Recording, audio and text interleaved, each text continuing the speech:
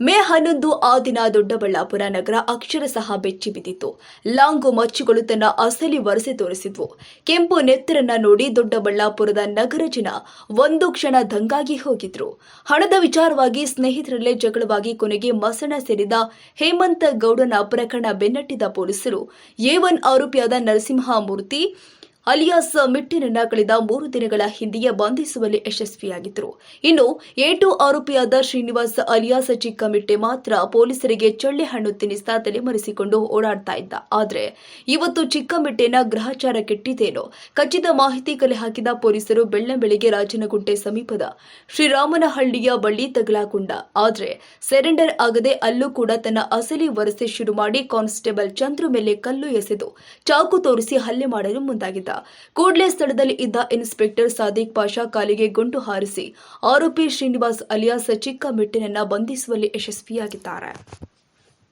ದಿನಾಂಕ 11/5/2024ರಂದು ದೊಡ್ಡಬಳ್ಳಾಪುರ ಗ್ರಾಮಾಂತರ ಪೊಲೀಸ್ ಠಾಣೆ ವ್ಯಾಪ್ತಿಯ ಬಾಶೆಟ್ಟಹಳ್ಳಿಯ ಒಂದು JP ಪ್ಯಾಲೇಸ್ ಅಂತೇಳಿ ಒಂದು ಹೋಟೆಲ್ ಎದುರುಗಡೆ ಹೇಮಂತ ಗೌಡ ಅಂತೇಳಿ ಒಬ್ಬ ಯುವಕನ ಒಂದು ಹತ್ಯೆಯಾಗಿತ್ತು. ಈ ಹತ್ಯೆಗೆ ಸಂಬಂಧಪಟ್ಟಂತೆ ದೊಡ್ಡಬಳ್ಳಾಪುರ ಗ್ರಾಮಾಂತರ ಪೊಲೀಸ್ ಠಾಣೆಯಲ್ಲಿ ನರಸಿಂಹಮೂರ್ತಿ ಅಲಿಯಾಸ್ ಮಿಟ್ಟೆ ಮತ್ತು ಇತರರ ಮೇಲೆ ಒಂದು ಕೊಲೆ ಪ್ರಕರಣ ದಾಖಲಾಗಿತ್ತು. ಈ ಕೊಲೆ ಪ್ರಕರಣದ ತನಿಖೆಯನ್ನು ಕೈಗೆತ್ತಿಕೊಂಡ ಸಾದಿಕ್ ಪಾಷಾ ಇನ್ಸ್ಪೆಕ್ಟರ್ ದೊಡ್ಡಬಳ್ಳಾಪುರ ಇವರು ಮೊನ್ನೆ ದಿನ ಈ ಒಂದು ಪ್ರಕರಣದ ಪ್ರಮುಖ ಆರೋಪಿ ನರಸಿಂಹಮೂರ್ತಿ ಅಲಿಯಾಸ್ ಮಿಟ್ಟೆ ಈತನನ್ನು ವಶಕ್ಕೆ ಪಡೆದುಕೊಂಡು ಈಗಾಗಲೇ ಆತನನ್ನು ದಸ್ತಗಿರಿ ಪ್ರಕ್ರಿಯೆಯನ್ನು ನಾವು ಈಗಾಗಲೇ ಮಾಡಲಾಗಿತ್ತು.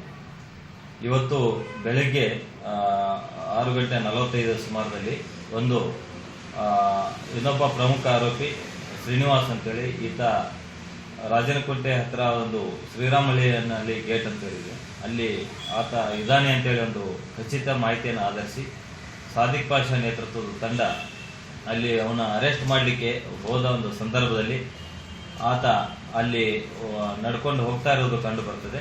ಆತನನ್ನು ಅರೆಸ್ಟ್ ಮಾಡ್ಬೇಕಂತೇಳಿ ನನ್ನ ಗಾಡಿಯನ್ನು ಇಳಿದು ಅಲ್ಲಿ ಹೋಗ್ತಾ ಇರುವಾಗ ಆತ ಕಲ್ಲನ್ನು ತೆಗೆದುಕೊಂಡು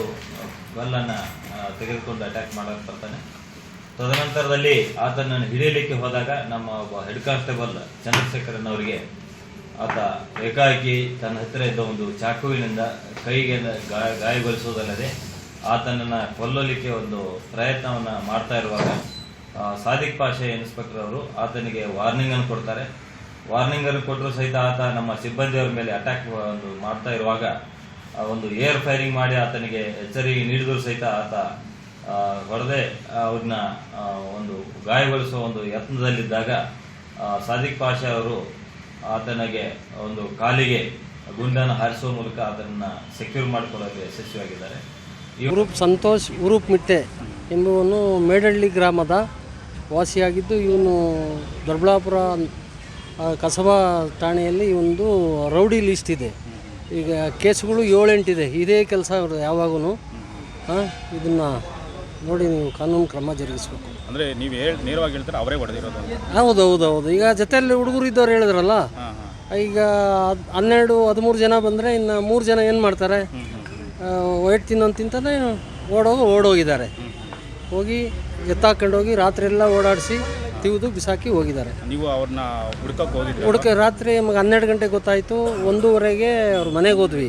ಪೊಲೀಸವ್ರ ಸಮೇತ ಸಿಕ್ಕಿಲ್ಲ, ಅಬ್ಸೆಂಟ್ ಆಗಿದ್ದಾನೆ. ಇಂದು ಇದೇ ಕೆಲಸ ರೌಡಿ ಲಿಸ್ಟಲ್ಲಿ ಇದ್ದಾನೆ. ಗಡಿ ಪಾರ್ ಮಾಡ್ಬೇಕು ಇಂಥವ್ರಿಗೆ. 1 ಕೇಸ್ ಇದ್ರೆ 2 ಕೇಸ್ ಇದ್ದರೆ ಪರವಾಗಿಲ್ಲ, ರೌಡಿ ಲಿಸ್ಟು ಇವ್ರನ್ನ ಗಡಿ ಪಾರ್ ಮಾಡ್ಬೇಕು. ಇಂಥವ್ರು ಇರಬಾರ್ದು ಸಮಾಜದೊಳಗಡೆ. ಯುವಕರನ್ನೆಲ್ಲ ಹಾಳು ಮಾಡಿ ಕರೆದು ಫ್ರೆಂಡ್ಲಿ ಒಳಗೆ ಕರೆದು ತಿವಿದವ್ರೆ. ಅಂದರೆ ನಿಮ್ಮ ಮಗನಿಗೂ ಅವ್ರಿಗೂ ನಡುವೆ ಏನೂ ಇರಲಿಲ್ಲ? ಏನೂ ಇಲ್ಲ. ಏನು ವ್ಯವಹಾರದಾಗಲಿ ಕೊಡೋದಾಗಲಿ ತಗೊಳೋದಾಗಲಿ ಏನೂ ಇಲ್ಲ. ಇವನೇ ಸಹಾಯ ಮಾಡ್ತಿದ್ದ ಬೇಕಾದರೆ. ಅಷ್ಟೇ. ಕ್ಷಣ ಕ್ಷಣದ ಸುದ್ದಿಗಾಗಿ news 81 Kannada YouTube channel subscribe ಮಾಡಿ. ಹೊಸ ಸುದ್ದಿಗಳ ನೋಟಿಫಿಕೇಶನ್ಗಾಗಿ ಬೆಲ್ ಐಕಾನ್ ಕ್ಲಿಕ್ ಮಾಡಿ.